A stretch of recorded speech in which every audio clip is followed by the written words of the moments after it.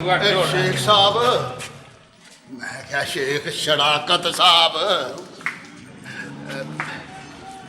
तू शेख शराकत ही है ना? हाँ हाँ भाई, तुम्हारी नजर और हाफजा अभी तक बड़ा तेज है। ईमान बख्श, कैसे हो तुम?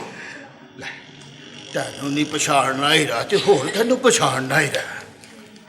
किरा किरा काम असी कट्ठिया नहीं कीता ही रहा। पर क्या कह रहे हो ईमान बख्श बेटों के सामने? विआह किन्ने कीते ही रहे, कितना जाते मैनू पता ही रहा। शादियों का क्या है ईमान बख्श, वो तो होती ही रहती है।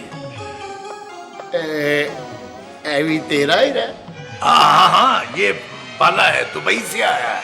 ਹੁਣ ਦੁਬਈਓਂ ਪੁੱਤਰ ਵੀ ਮਿਲਦੇ ਨੇ। ਹੋਰ ਕੀ ਲਿਆਂਦਾ ਹੀ ਰਹਿ ਦੁਬਈਓਂ। कैफा हालुका या अबाता पहलवान?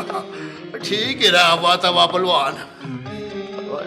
एनो कोई बदाम शदाम खुआया कर, देख जरा सुक्की खजूर वांगू कमजोर होया कर।